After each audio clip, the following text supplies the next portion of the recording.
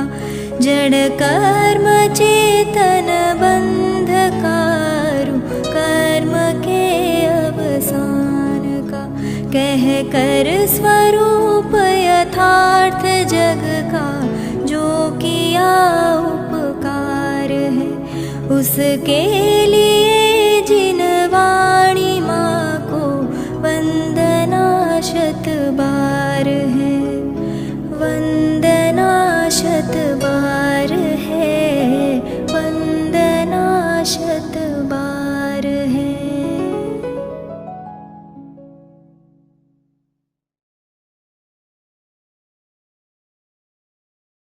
गई काले 32મી गाथा विशेष रूपे आगळ चलावी।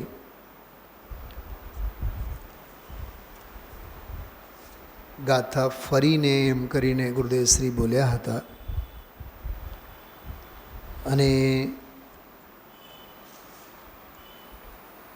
27, 28, 29 आ गाथाओमां 30 सुधीनी गाथाओमां जे शरीरનું વર્ણનથી આત્માનું વર્ણન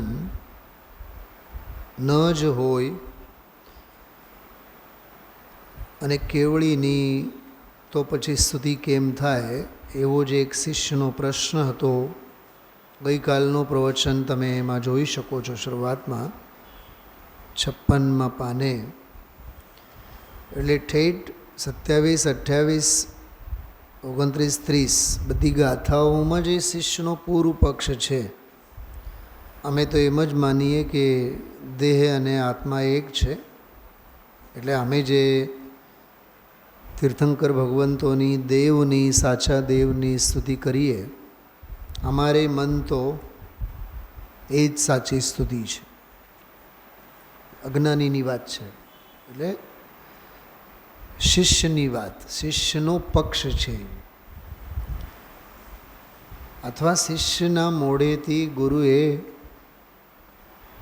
જગતના જીવોનો ભ્રમ ભાંગવાના પ્રયાસ કર્યા। તમે જુઓ થોડોક પ્રકરણ જો બહુ ગંભીર પ્રવચન છે ગઈકાલનો 73મો। શિષ્યનો પ્રશ્ન હતો કે જ્યારે શરીરના વર્ણનથી આત્માનું વર્ણન ન હોય અને આત્માની સ્તુતિ ન હોય શું બોલે છે જોજો હા તો આત્માની નિશ્ચય સ્તુતિ કોને કહેવી એવું બોલ્યા। પછી શું બોલે છે જુઓ પાના નંબર 56 ઉપર ઝડપથી જુઓ હું કેવળી વિષયને સ્પર્શીને નીકળી જઈશ। આત્માની નિશ્ચય સ્તુતિ કોને કહેવી એમ પ્રશ્ન લખેલો છે। પછી ગુરુદેવશ્રીએ મૂળ વાત કરી કે આત્માની નહીં પણ કોની કેવળીની। ગઈકાલનો પ્રવચન અઠવાડિયામાં એકાદ વખત સાંભળવા જેવું છે। મેં પોતે એનો 2 વખત પછી એ 2 વખત લાભ લીધો એટલે હું કહું છું।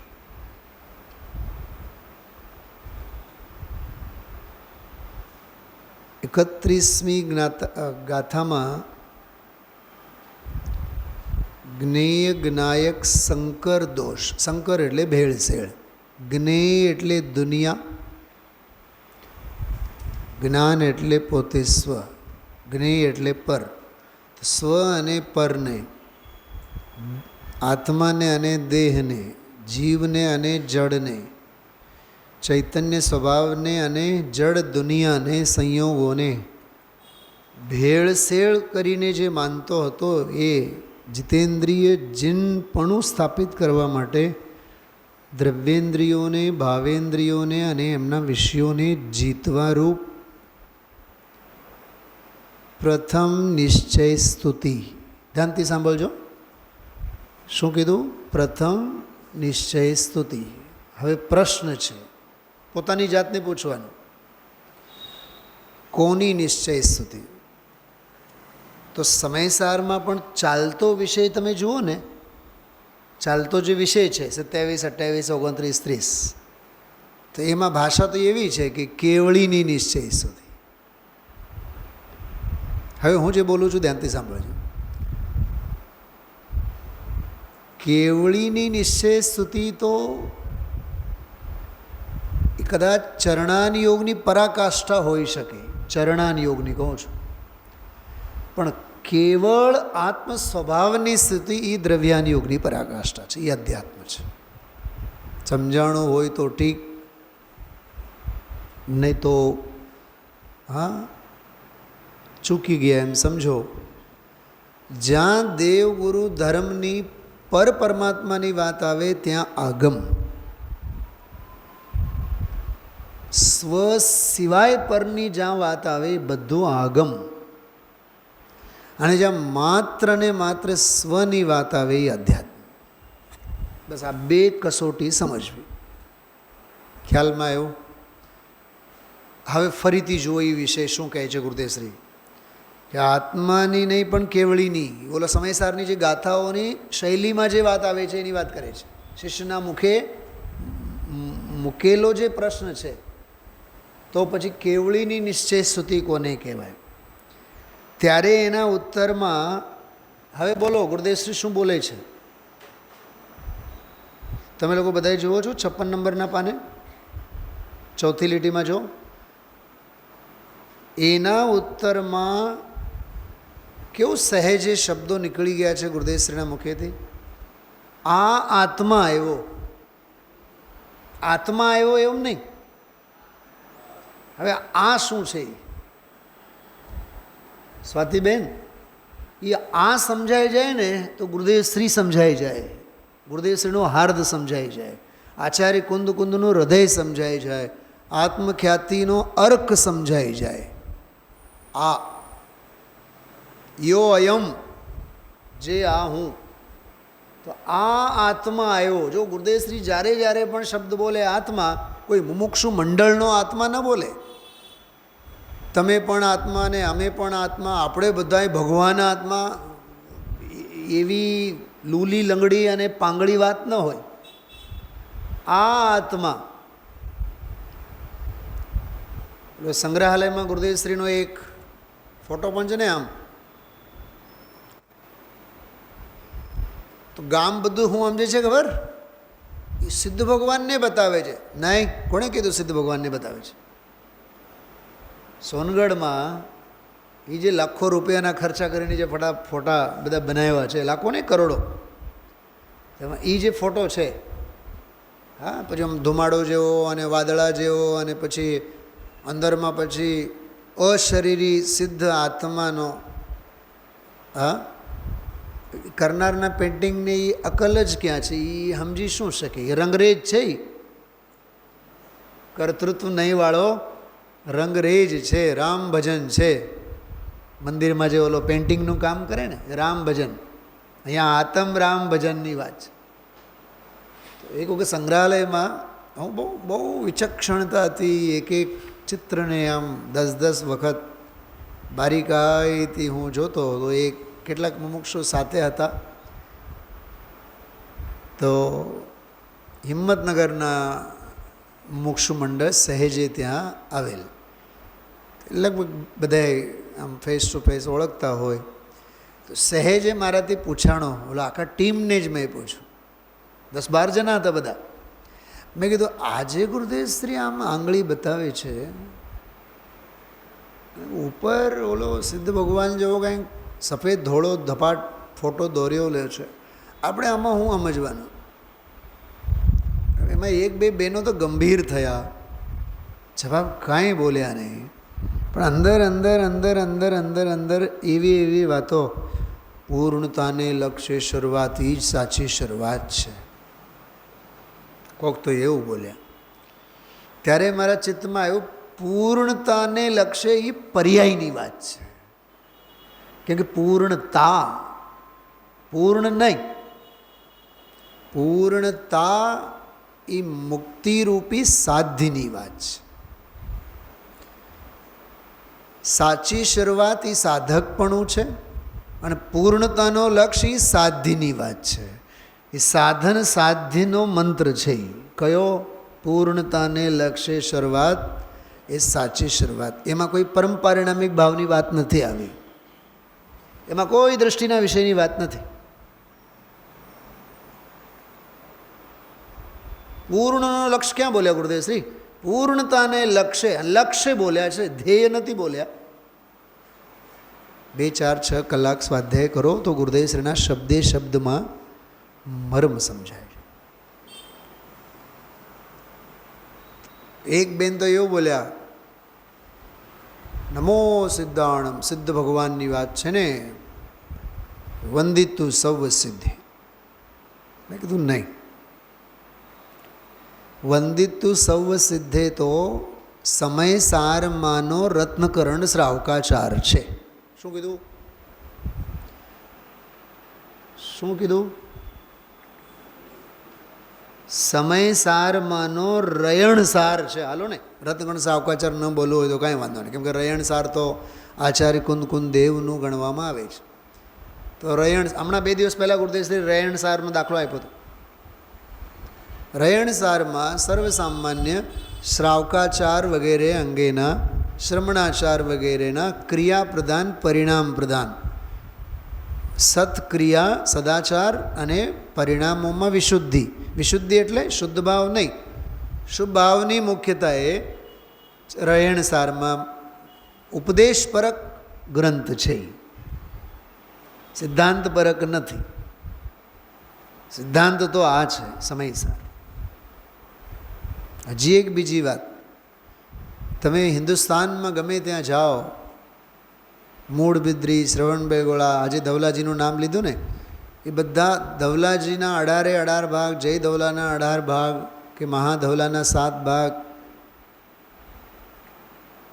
એ બધા ગ્રંથો, ષટખંડાગમ, કષાય પાહુડ, એ બધા સિદ્ધાંત ગ્રંથોના નામે ઓળખાય છે.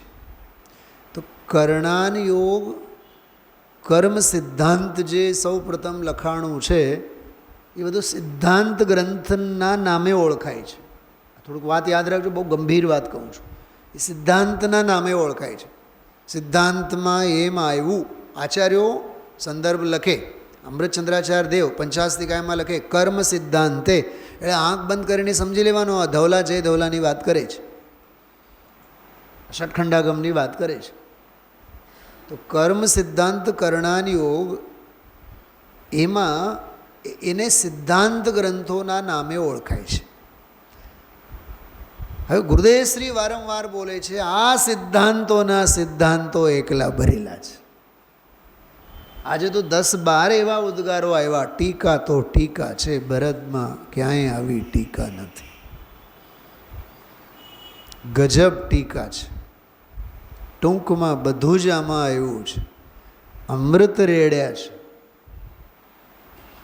આજના જ પ્રવચનમાંથી તમે 7-8 વાક્યો ફકરાની છેલ્લે આવેલા જરાક છૂટા પાડીને ડાયરીમાં લખો અને એને તમે ધ્યાનમાં લો તો ખબર પડે કે સમયસાર પ્રત્યેનો સ્વામીજીનો અહોભાવ કઈ જાતનો છે.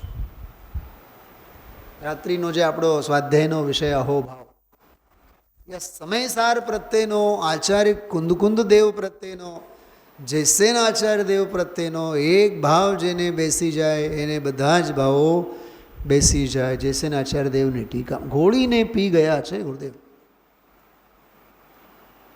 અને તમે માનો નહીં મીનાબેન, આજે 31, 32 અને 33 આ 3 ગાથાઓ ઉપર, ગુરુદેવશ્રીના આ વ્યાખ્યાનો ઉપર ગુરુવાણી મંથનમાં ગઈકાલે મારે ગજપંતા જવાનું હતું. 6 મહિના પહેલાં સ્વીકૃતિ આપેલી. ગુરુવાણી મંથન શિબિર 5 દિવસનો ચાલે છે. પાર્લા મુમુક્ષુ મંડળમાંથી કમસે કમ 100 જણાના ફોન આવ્યા હશે, સુનિલભાઈ તમે આવો છો ને, તમે આવો છો ને. અહો ઉદયની વિચિત્રતા સમજાય છે. આજે ગુરુદેવશ્રીની ગાદીએ બેસીને જ આપણે આ ગાથાઓને ઘોલનમાં લેવાનો સૌભાગ્ય. ત્યાં વધીને 100-200 મુમુક્ષુ હોત. અહીંયા આપણે 5-25 છીએ. સતની સંખ્યાની ક્યાં જરૂર છે? સમજાય છે? સતને વળગી રહો, અસત આપોઆપ વિદાય લેશે. તો ખ્યાલમાં આવે છે કેવળીની નિશ્ચય સ્તુતિ. પ્રશ્ન એવો હતો, ગુરુદેવશ્રી બોલ્યા કે આ આત્મા આવ્યો, મને તો ઘણીવાર એવો આ આત્મા આવ્યો, એમાં બધી જ આધ્યાત્મિક ક્રાંતિ આવી ગઈ. આ છે આધ્યાત્મિક ક્રાંતિ. 65 મંદિરો બનાવ્યા, 75 મંદિરો બનાવ્યા અને 100 જગ્યાએ પંચકલ્યાણકો કરાવ્યા અને 150 જગ્યાએ વેદી પ્રતિષ્ઠા કરાવી અને 500 સ્વાધ્યાય ભવનો એમના પ્રભાવના યોગમાં ઊભા થયા. એ ભૌતિક વિસ્તાર એ આધ્યાત્મિક ક્રાંતિ નથી. આ આત્મા આવ્યો એ અધ્યાત્મ ક્રાંતિ છે. જ્યાં સુધી આ આત્મા નહીં આવ્યો ત્યાં સુધી સમયસાર સમજાણો જ નહીં. આ 3 વખત ગઈકાલનું વ્યાખ્યાન સાંભળ્યાનો આ ફળ છે. અને આ પ્રભાવ અને આ જોર જે વર્તે છે આપણને, કેવા સુવર્ણ અક્ષરે એ ટાંકી લેવા જેવો શબ્દ છે. આ આત્મા આવ્યો. ઘરે જઈને એને ઇમેજિન કરો, ઘરે જઈને ઇમેજિન કરો કે ભીંત ઉપર, આવડી મોટી ભીંત છે, ત્યાં આપણે 3 શબ્દો લખ્યા છે, આ આત્મા આવ્યો. એ સિવાય તમને બધું અજૈનપણું લાગે અને લાખ વાર લાગે. આ આત્મા આવ્યો એ જૈનપણું. કાલે બોલ્યા છે એ જૈનપણું અને અજૈનપણું બધું. જીતેન્દ્રિય જીનને કીધું કે આ જૈન, અને આવી રીતે આ ઇન્દ્રિયોને જીત્યા એ જૈનપણું. તો આ આત્મા આવ્યો કે આ આત્મા ભાવેન્દ્રિય, દ્રવ્યેન્દ્રિય અને એના વિષયો ત્રણેયના લક્ષ્ય છોડી, જોજો હજી ગુરુદેવશ્રીની અધ્યાત્મની મસ્તી, હજી થોડુંક રહસ્ય આગળ આવશે. અને જ્ઞાનાનંદ સ્વભાવે અધિક પૂરો આવ્યો. નાણ સહાવાધિયમ મુણદી આદમ. 4 દિવસના વ્યાખ્યાનમાં 31મી ગાથામાં આ વાત, નાણ સહાવાધિ મુણદી આદમ, જ્ઞાન સ્વભાવે અધિક એટલે જુદો, ભિન્ન કે વિભક્ત.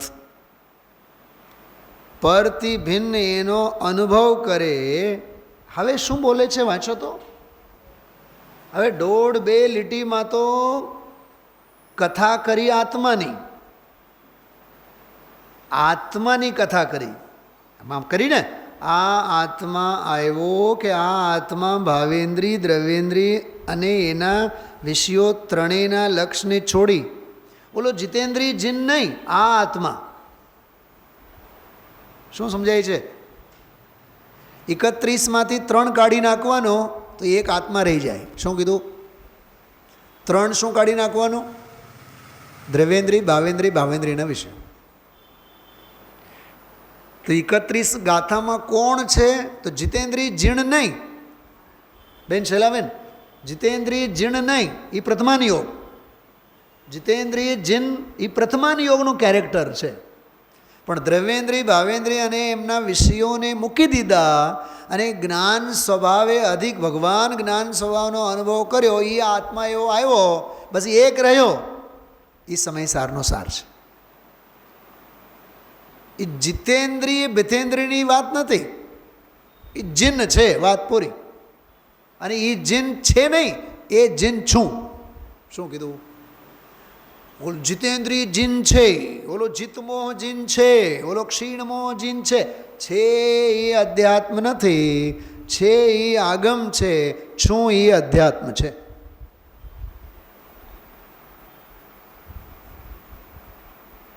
એટલે આત્મા આત્મા આત્માના ગીત ગાયા. હવે બોલે છે એ એક નિશ્ચય કેવળીની સ્તુતિ કહેવાય. જો વળી પાછું ઓલી મૂળ વાત કઈ, ઓલી શાસ્ત્રની જે મૂળ વાત, શાસ્ત્ર પદ્ધતિ. શૈલાબેન, હું એક શબ્દ બોલું છું, આગમ પદ્ધતિ છે કઈ? કેવળીની નિશ્ચય સ્તુતિ. આત્માની સ્તુતિ એ અધ્યાત્મ પદ્ધતિ છે. આ બનાસીદાસજીના શબ્દો છે. અધ્યાત્મ પદ્ધતિ અહીંયા એટલે પરિણતિમાં, પરિણમનમાં. અને આગમ પદ્ધતિ મંદિરમાં, સમાજમાં, પંચકલ્યાણકોમાં, વેદી પ્રતિષ્ઠાઓમાં, શિબિરોમાં, વ્યાખ્યાનોમાં, એ બધી આગમ પદ્ધતિ. અધ્યાત્મ પદ્ધતિમાં અનુભવ આવે, આગમ પદ્ધતિમાં અનુભવ સિવાય બીજું બધું આવે. આગમ પદ્ધતિ એટલે જ્ઞાન પ્રધાન, જાણવા લાયક, જ્ઞેય વ્યવસ્થા એ આગમ પદ્ધતિ. ધ્યેય વ્યવસ્થા અને વ્યવસ્થિત થઈ જવું એ અધ્યાત્મ પદ્ધતિ. શું સમજાય છે?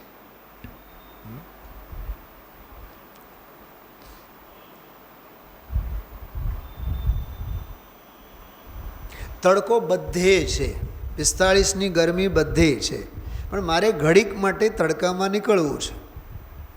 તો મારે ગામની ચિંતા કરવાની કે શહેરને કેટલી ગરમી લાગતી હશે, કેટલાને લૂ વાગતી હશે, કેટલા તો હોસ્પિટલાઇઝ થતા હશે, કેટલા તો બીમાર પડી જતા હશે, કેટલા તો મરી જતા હશે, કેટલાકને તો કેવી સહનશક્તિ હશે, કેટલાકને જરે કાંઈ ફેર ન પડતો. ગામની મારે ચિંતા કરવાની કે મારે મારા માથાની ચિંતા કરવાની? તો મારે શું કરવાનું? બોલો. કોઈ 50 લાખની ગાડીમાં જાય તડકો ન લાગે માટે, કોઈ ગવર્મેન્ટ બસમાં જાય, કોઈ સ્કૂટરમાં જાય. સાંભળજો હું શું કહેવા માગું છું, બહુ માર્મિક વાત કરું છું ભરતભાઈ, હસોમાં. બહુ ગંભીર વાત છે, બહુ ગંભીર વાત કરું છું.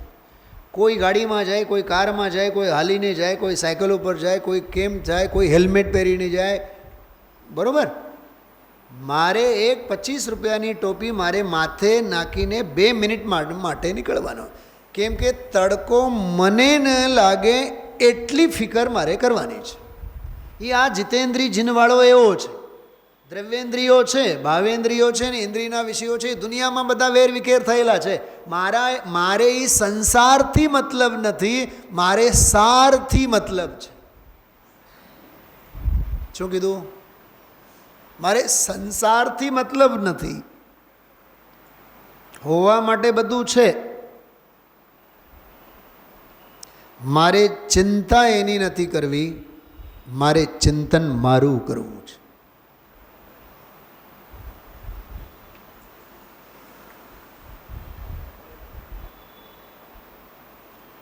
ચિંતા કરે એ ઇન્દ્રિય બુદ્ધિવાળો, ચિંતન કરે એ જીતેન્દ્રિય વિવેકવાળો.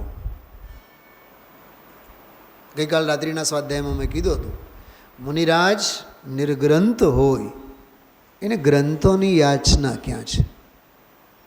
કે મને ગ્રંથો મળે. આ તાડપત્રોની વાત કરો ને, પુષ્પદંત અને ભૂતબલા આચાર્ય જ્યારે આ ષટખંડાગમ ગ્રંથોના તાડપત્રો લખ્યા હશે, લખ્યા એટલે લખવાનું ન હોય, ટાંકવા ન હોય. સમજો કે આ જબ્બો જરીક આવડો ફાટ્યો હોય, આમ ખિસ્સો આખો આવડો ફાટ્યો હોય, હવે એને એક ટાંકા લઈ લઈને એને સીવવું પડે કે નહીં? એટલો ધીરજ છે આપણી પાસે? હું આજની તારીખમાં પણ મારા બટન કાજ મારા હાથેથી કરું છું. તમે લોકો હસો આવશે તમને, દામજીભાઈ, આ બટન કંઈક ઢીલું બીલું થાય અને નીકળે તો એ હાથમાં હું કાઢી લઉં, ઘરે જઈને સોય દોરો મારો મેં જુદો જ રાખ્યો છે અને ઘરે રાખ્યું કીધું છે, મારા સોય દોરાને કોઈએ અડકવાનું નહીં, મારી પ્રજ્ઞા છીની છે. મારે પારકા પણ નથી જોતું. તમને હું કહું, તમે સીવો, પછી તમે એમ કહો કાલે કરશો, પરમ દિવસે કરશો, અમને એમાં વિશ્વાસ નથી. આજ કરે સો અબ. ખ્યાલમાં એવું બહુ સ્વાવલંબન જીવન જીવવા જેવું છે. નાની નાની બાબતોમાં, નાની બાબતોમાં ટીપે ટીપે સરોવર ભરાય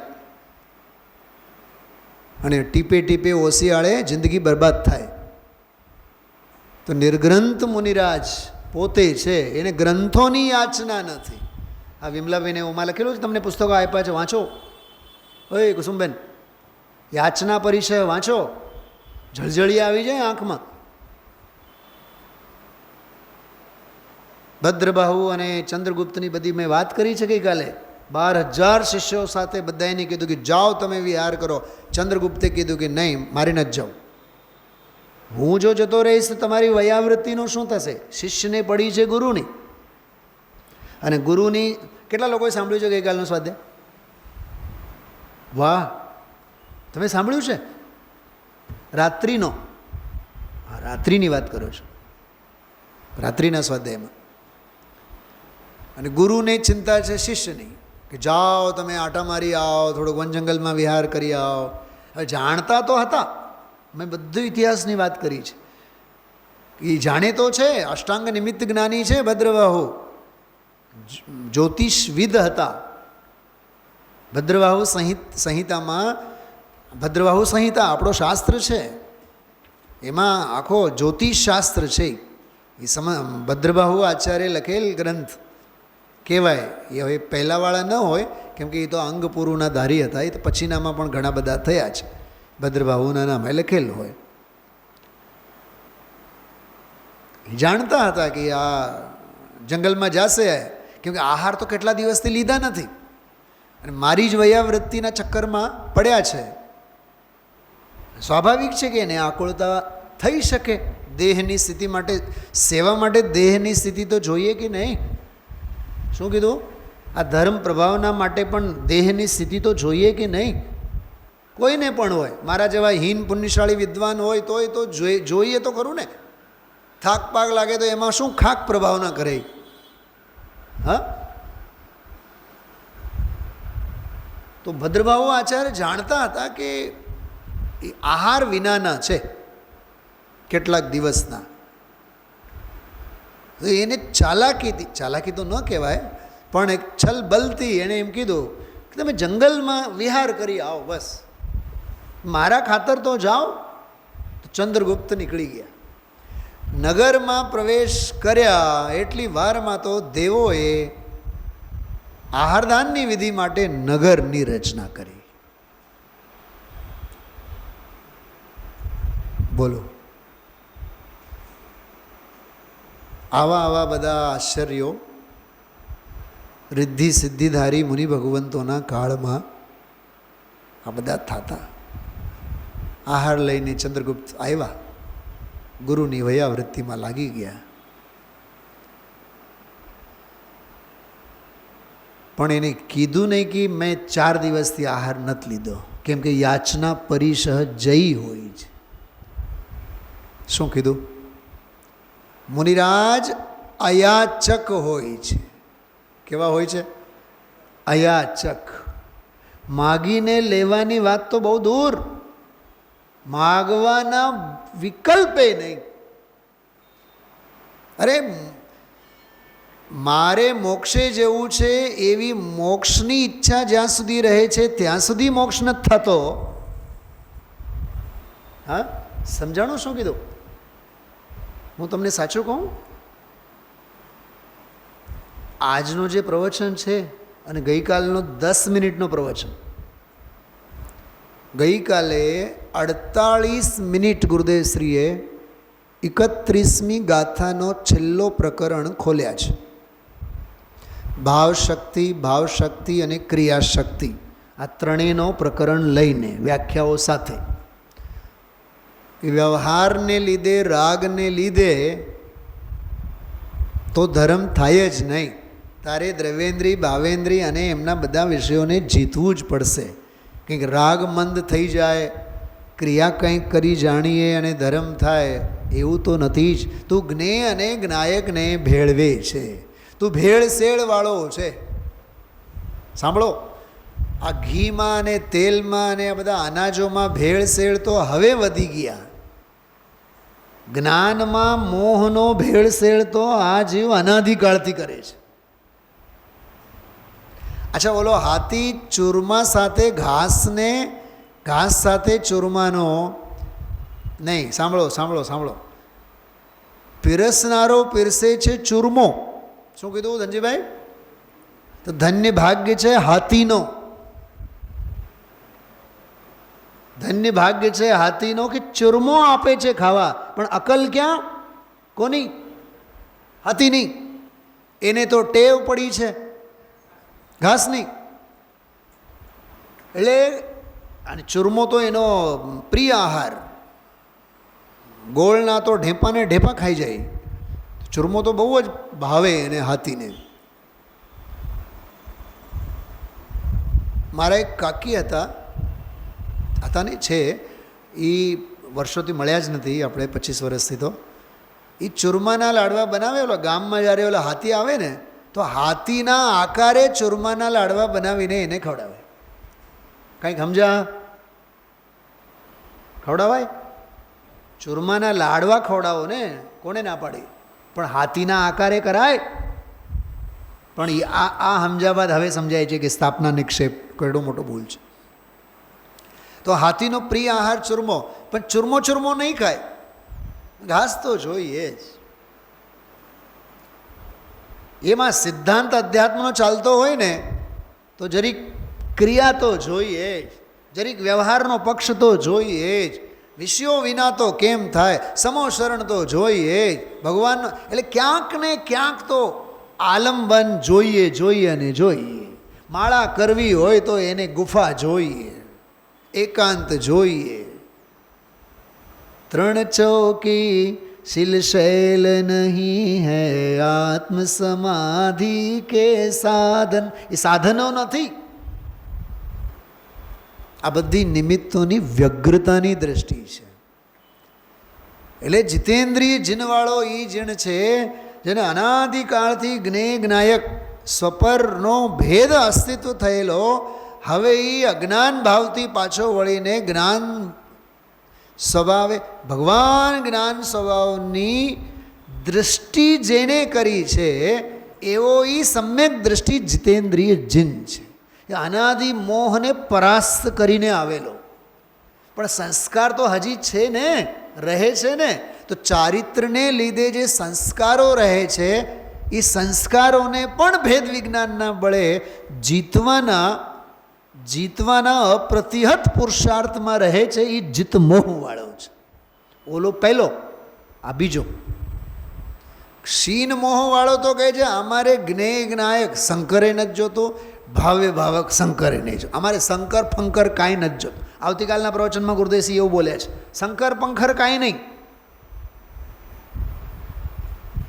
શું સમજાય છે? મને એક વાત બતાવો, ગઈકાલનું પ્રવચન સાંભળવા જવું કે આજનો સાંભળવા જવું? બે સાંભળવા જવું? હું પૂછું આવતીકાલનું? આ ત્રણેય પ્રવચનોના ટાંગા મેળ કરીને સમજો તો વિષયની ગૂઢતા સમજાય. ગઈકાલે પણ ગુરુદેવસિંહ બોલ્યા, જો આ ઉપશમ સ્તુતિ, આજે પણ બોલ્યા, જો આ ઉપશમ સ્તુતિ. એટલે એવું લાગે ઉપશમ શ્રેણીના સાધકની વાત ચાલે છે. ભલે ને એક ક્ષયિક સમ્યક્તિ હોય, ઉપશમ સમ્યક્તિને તો લાગુ પડે જ છે 32મી ગાથા, પણ ક્ષયિક સમ્યક્તિ પણ સંજોલન ચારિત્ર મોહનીયની 4 કષાયોને દબાવતો જાય છે. તો દુનિયાની કોઈ તાકાત એને રોકી ન શકે. એ ઉપશમ શ્રેણી જ ચડશે, એ ક્ષપક શ્રેણી નહીં ચડે. પણ એને જવું પડે 11મા સુધી, 11માંથી આવવું પડે નીચે, વળી પાછું શ્રેણી એને 8મેથી માંડવું પડશે ક્ષપક શ્રેણી. ભલે ને પછી અંતર્મુહૂર્તમાં એ ક્ષીણમોહી થઈને કેવળી બની જાય. રસ્તો તો એક જ, તો આ ઉપશમ સ્તુતિવાળો. હવે વાત આમાં સમજવા જેવી એવી છે કે સાધકને અપવાદ અને ઉત્સર્ગ એવો કોઈ આગ્રહ નથી હોતો. એમ પૂજ બેનશ્રીનો એક બોલ છે, બરાબર. એણે અપવાદ માર્ગ કે ઉત્સર્ગ માર્ગ, સ્નેહામાં જો તો ગોતીને આપતો થોડુંક ફટાફટ. શું કીધું? અપવાદ માર્ગ કે ઉત્સર્ગ માર્ગનો કોઈ આગ્રહ નથી હોતો. શું ઉત્સર્ગ માર્ગ એટલે શું? ઉત્સર્ગ માર્ગ એટલે શુદ્ધોપયોગ, અપવાદ માર્ગ એટલે શુભોપયોગ. તો 28 મૂળ ગુણરૂપ પ્રવૃત્તિરૂપ જે શુભોપયોગ છે, અમારે એ નથી જોતો, અમે તો શુદ્ધોપયોગમાં લીન રહીએ, એવો એને આગ્રહ નથી હોતો. શું કીધું? એને ખબર છે કરતા નયે હું વિભાવોનો કરતા છું, છતાં મારામાં અકર્તૃત્વ શક્તિ તો પડેલી જ છે. શું કીધું? અકર્તૃત્વ શક્તિએ મારે રાગ સાથે કાંઈ સંબંધ નથી, કેમ કે શક્તિ તો મારી નિર્મળ છે, અકર્તૃત્વ શક્તિ, બરાબર. પણ કરતા નયે તો મારી ભૂમિકામાં જે રાગ, જે વિકાર, જે વિભાવ, જે ચારિત્ર મોહ નો દોષ ચળ જે ઉપડવાની કરતા નહીં, હું એનો કરતા છું. સાંભળો, અને એનાથી જો 16મો સ્વર્ગ મળે કે સર્વાસિદ્ધિ મળે કે તીર્થંકર ગોત્ર બંધાય તો એનો ભોગતા પણ હું છું, ભોક્તૃત્વ નહીં. 32મી ગાથા સાધકની કર્મધારાની વાસ્તવિકતાને બતાવે છે. શું કીધું? સાધકની જ્ઞાનધારાનો જન્મ એટલે 31મી ગાથા, અને કર્મધારાનો વિવેક ભાન 32મી ગાથા, અને જ્ઞાનધારાની પૂર્ણતા અને કર્મધારાની સંપૂર્ણ ક્ષયની સ્થિતિ એ 33મી ગાથા. શું સમજાણું?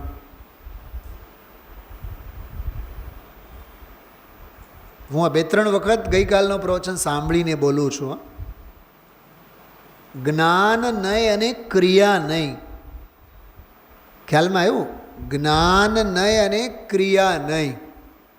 તો ક્રિયા નહીં એટલે ષટ કારકોને અનુસારે થનારી ક્રિયા, પણ નિર્મળ લેવાની. ત્યાં દેવગુરુ ધર્મ અને બહારના એની વાત નથી. 2 શબ્દો બોલું છું, સાંભળજો. કારક ક્રિયા નહીં, જ્ઞાયક ક્રિયા અથવા જ્ઞાપક ક્રિયા. શું કીધું? થોડુંક બીતો બોલ્યો શૈલાબેનથી, મને ડર લાગી, કેમ કે જ્ઞાયક તો નિષ્ક્રિય છે ને, એમાં ક્યાંથી ક્રિયા હોય એ મને પૂછશે જ, તોય હું બોલ્યો. કારક ક્રિયા નહીં, જ્ઞાપક ક્રિયા, જણાવનારી ક્રિયા છે, પણ જણાય છે નિષ્ક્રિય. શું કીધું? હું સાધકની વાત કરું છું. સાધકને પણ રાગ છે, મોહ છે, ભૂમિકા પ્રમાણે અરે વિદેહ ક્ષેત્રે જવાના ભાવ છે, પરમાગમો લખવાના ભાવ છે, આયુર્વેદના ગ્રંથો લખવાના ભાવ છે.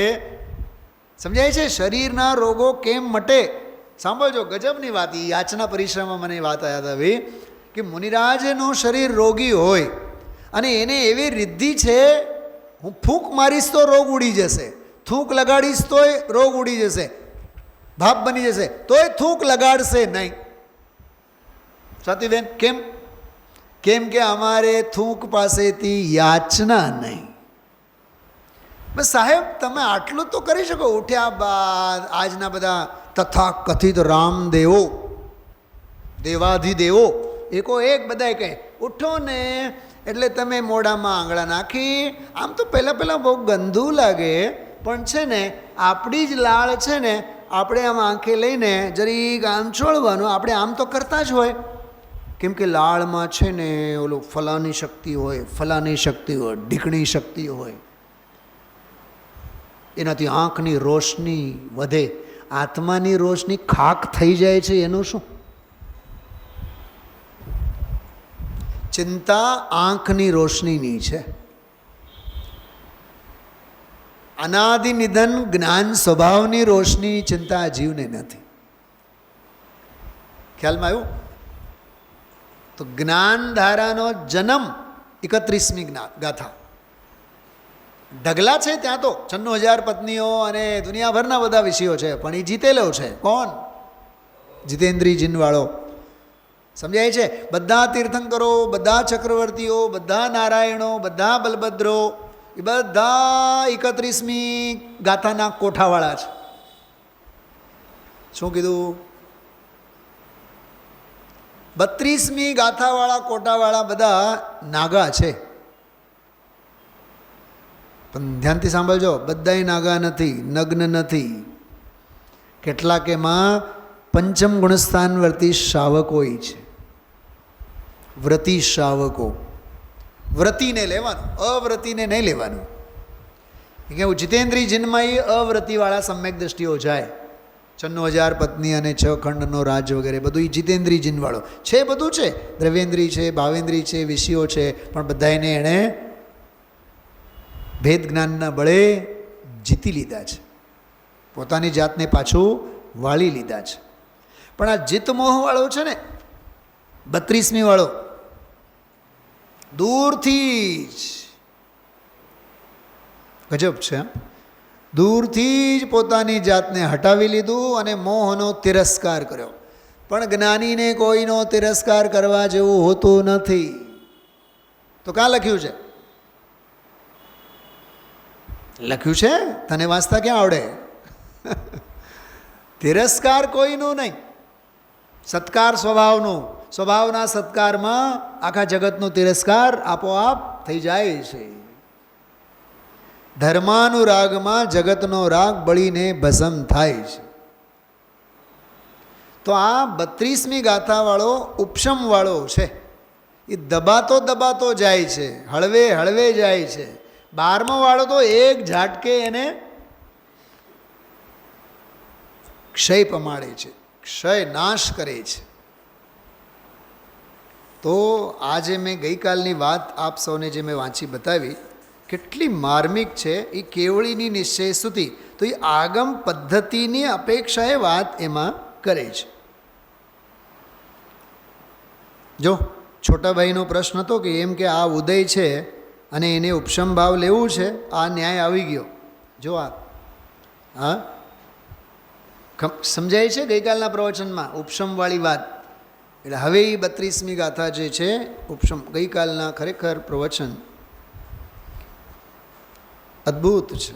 ભાવ શક્તિ કારક અનુસારે નહીં થનારી એવી શક્તિ અને કારકને અનુસરીને થનારી શક્તિ, એમ કરીને જે ભાવ શક્તિ અને ક્રિયાશક્તિનો જે રહસ્ય ગુરુદેવ શ્રી ખોલ્યું છે, અદ્ભુત ખોલ્યું છે. હા એ જ સરસ મળી ગયો. 11મો જ બોલ છે, શરૂઆતમાં જ બોલ છે. મુમુક્ષુઓને, વાહ, જો મુનિરાજોને ન કીધું, મુમુક્ષુઓને. સમજો પર્યુષમ પર્વ છે તો સવારે 7 વાગે પ્રક્ષાલ, પૂજા, જાહેરાતો, કલાકે વિદ્વાનનો પ્રવચન, અને બહાર ગામથી એટલો ખર્ચો કરીને આપણે બોલાવ્યા હોય અને 15, 20, 25 મિનિટ જો વધારે લાભ દેતા હોય વિદ્વાન, તો લેવો જોઈએ કે નહીં? નહીં, અમારે તો શટર ખુલે એટલે ખુલે જ, અમારે તો ટાઈમ એટલે ટાઈમ. આ બધું જે જળતંત્ર છે ને, એ જળતંત્ર આપણને તત્વજ્ઞાનને સમજવા દેતો નથી. મુમુક્ષુઓને તો આપણને લાગુ ન પડે? આ બોલ સ્વાતિબેન, ડૉક્ટરે તમને 12 વાગ્યાનો ટાઈમ આપ્યો હોય, તમે પહોંચી ગયા હોય 11:30, 12:30 વાગ્યા સુધી વારો જ નહીં આવે. કહેવાની હિંમત છે આપણને ડૉક્ટર સાહેબને? તમે 12 વાગે બોલાવ્યા હતા અને તમે 1 વાગી ગયા, તમે હજી અમને બોલાવ્યા નહીં. ચૂં છપટ નથી કરતા ત્યાં આપણે. અને અહીંયા મહાભાગ્યે ભાગ્યના બારણા ખુલ્યા હોય, તત્વજ્ઞાન ભરી ભરીને મળતું હોય, લેવાની તૈયારી ન હોય. કેવા નિષ્ઠુર પરિણામવાળા પંચમકાળમાંના જીવો છે બધા. હા, મુમુક્ષુઓને અને જ્ઞાનીઓને. જો જ્ઞાનીઓને તો હોતો જ નથી, પણ મુમુક્ષુઓને પણ કહે છે. અપવાદ માર્ગનો, અપવાદ માર્ગ એટલે 32મી ગાથાવાળો કર્મ ચેતના, કર્મ ધારા છે કે નહીં સાધકને? કેવળીને ક્યાં કર્મ ચેતના? એને તો ધર્મ ચેતના, એને તો માત્ર જ્ઞાન ચેતના. સમજાય છે? તો અપવાદ માર્ગનો કે ઉત્સર્ગ માર્ગનો આગ્રહ ન હોય. જો શબ્દ શું છે? આગ્રહ ન હોય એને, પણ જેનાથી પોતાના પરિણામમાં આગળ વધાય તે માર્ગને ગ્રહણ કર. વાહ, કેટલું સરસ! ગ્રહણ કરે, પણ જો એકાંત ઉત્સર્ગ કે એકાંત અપવાદની હટ કરે તો તેને વસ્તુના યથાર્થ સ્વરૂપની જ ખબર નથી. એ 32મી ગાથા આગ્રહમાં અઘરી ગાથા છે. ચલા બેન, 31મી ગાથા સમજાઈ જાય, સહેજે સમજાઈ જાય. વાહ, ભેદ જ્ઞાનનો બળ! અરે અનાદિ મોહમાં તો ભેદ જ્ઞાનનો બળ તો એક ઘાને 2 ટુકડા, એ તો સમજાઈ જાય. પણ દૃષ્ટિ થયા બાદ, આત્માનુભવ થયા બાદ, સ્વસંવેદન થયા બાદ પણ હજી રાગનું વેદન, મોહનું વેદન, ક્રોધનું વેદન, માનનું વેદન, માયાનું વેદન, સ્પર્શનેન્દ્રિયનો વિષય, રસનેન્દ્રિયનો વિષય, ચક્ષુરેન્દ્રિયનો વિષય, કર્ણેન્દ્રિયનો વિષય, 11 બોલ લીધા છે. મોહ શબ્દ આપ્યો છે, એની જગ્યાએ રાગ અને દ્વેષ, ક્રોધ, માન, માયા, લોભ અને 5 ઇન્દ્રિય. 5 અને 4 9, અને ઓલો રાગ 1 10, મોહ તો છે જ 11. આ 11 પદો કરીને સમજવા. જીતી મોહને તો જીતી રાગને, જીતી ક્રોધને, જીતી દ્વેષને, જીતી માનને, માયાને, લોભને, હાસને, રતિને, અરતિને, શોકને, ભયને, જુગુપ્સાને. અને હજી સાંભળવું છે જયસેન આચાર્ય શું લખ્યું છે? જયસેન આચાર્ય લખ્યું છે, કદાચ ગુરુદેવશ્રીએ કાલે યાદ કરશે, કદાચ કાલે આવશે જી. જયસેન આચાર્ય દેવે તો એવું લખ્યું છે, જો એમની સંસ્કૃત પંક્તિ હું બતાવું. અનેન એવ પ્રકરણેન અન્ય અન્ય અપી અસંખ્યેય લોકમાત્ર વિભાવ પરિણામ રૂપાણી જ્ઞાતવ્યાની. આ સંસ્કૃતમાં, ગુજરાતીમાં સાંભળો, એનો હિન્દીમાં સાંભળો. इसी प्रकार और भी असंख्यात लोक प्रमाण विभाव परिणाम. क्रोधमान माया लोभ भाव के गणतरी वाला नहीं, असंख्यात लोक प्रमाण परिणाम है, उनको भी जानना चाहिए. आ जैसे नाचर આ એક ગાથા નથી, અસંખ્યાત લોક પ્રમાણ ગાથાનો વિસ્તાર છે. 32મી ગાથા સમજાય છે?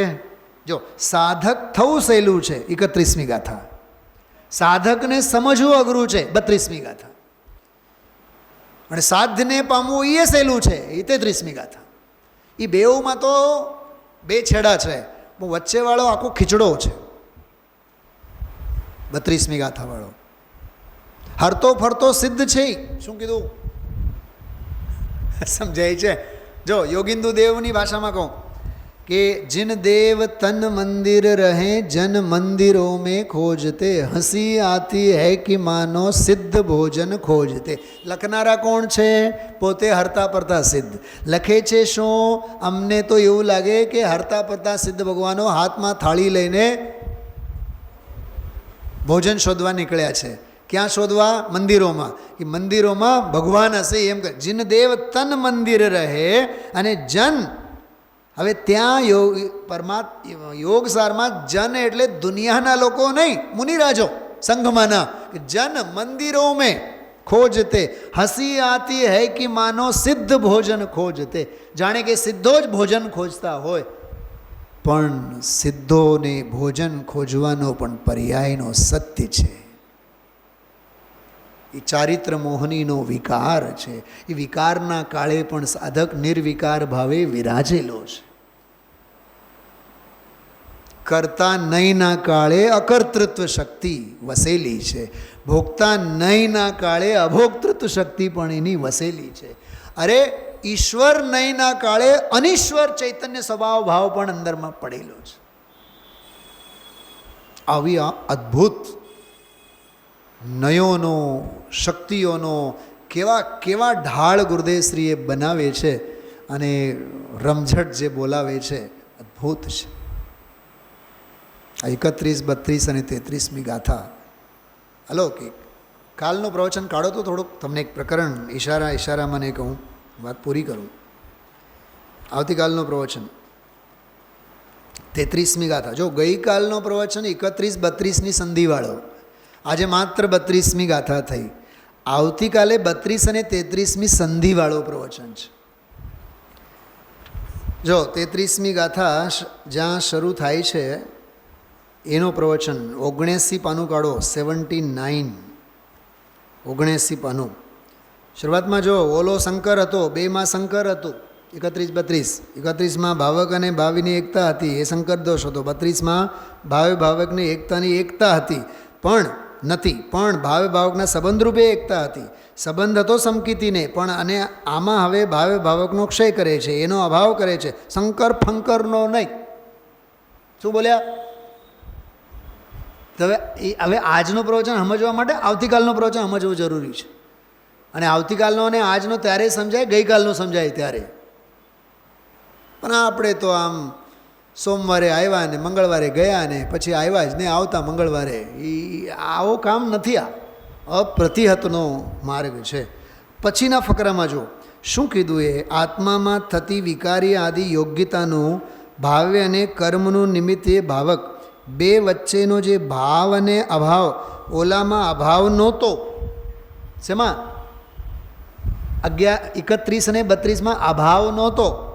ઉપશમ કર્યું હતું. જો 32મી તરફ ઈશારો છે. આ દાબ્યું હતું. સાંભળો શૈલાબેન, 31માં તો એ દબાતું નહોતું, ઉછળતું હતું. 96,000 લગન દાબે દબતું નહોતું 31 વાળો. 32માં કેમ કે હવે નાગા થઈ ગયા ને, હવે તો શુદ્ધોપયોગી થઈ ગયા ને, એટલે મોહની નીચે તો જવું જ પડે ને. 32માં તો દબાણું, 31માં તો દબાણું બબાણું કંઈ નહીં, બળીને ભસ્મ થયું. 33મી ગાથામાં દાબ્યું હતું. આમાં હવે અભાવ કરે છે, ક્ષય કરે છે. જો ગુરુદેવશ્રીની વ્યાકરણની કલાકારી. 33 જુઓ ને, 2 શું છે? ત્રગડા. વાંચો, આ 3 પ્રવચન વાંચો એક બેઠકમાં બેસીને, તો આ વ્યાખ્યાનો સમજાય એવું છે. બરાબર? જીતેન્દ્રિય જીનની ગાથા 31, જીતમોહ જીનની ગાથા, સાધકની કર્મધારા અને જ્ઞાનધારાની ગાથા 32, અને ક્ષીણ મોહ જીનની મોહનો ક્ષય થઈ 32મી ગાથા. કહેવાય નિશ્ચય સ્તુતિ કેવળીની છે, એ આત્માની સ્તુતિ. ખરેખર તો આત્મા જ જીતેન્દ્રિયના તબક્કામાં, જીતમોહના તબક્કામાં, ક્ષીણ મોહના તબક્કામાં સાધક આત્મા કેવો આગળ વર્તે છે, વધે છે, એની વાત છે. એ કોક જીતેન્દ્રિય, કોક જીતમોહ, કોક ક્ષીણમોહ. ક્ષીણમોહીની વાતો કરણાના યોગમાં વાંચો, જીતમોહીની વાતો કરણાના યોગમાં વાંચો, અને જીતેન્દ્રિય જીનવાળાની વાતો તો દ્રવ્યાના યોગમાં બીજે અને પ્રથમાના યોગ તો આખો જીતેન્દ્રિય જીનવાળો જ છે, જીતમોહ જીનવાળો જ છે. અહીંયા જીતેન્દ્રિય જીન એટલે આત્મા, જીતમોહી જીન એટલે આત્મા, ક્ષીણમોહી જીન એટલે આત્મા, પરમ અધ્યાત્મની વાત છે. આ મારી જ સાધક દશાની વાત છે. ઓમ નમઃ સિદ્ધિબેન.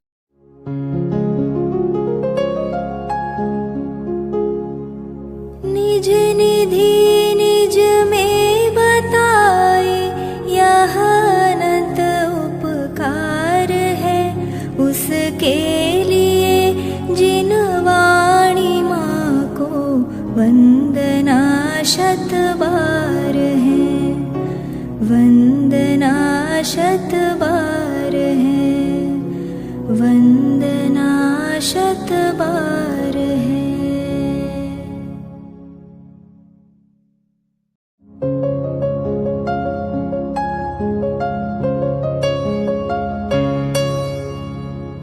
जिन वाणी भारती तो ही जपो दिन रैन, जो तेरी शरणा गहे सो पावे सुख चैन. जा वाणी के ज्ञान ते सूझे लोकालोक, सो वाणी मस्तक नवो सदा देत हो ढोक, सदा देत हो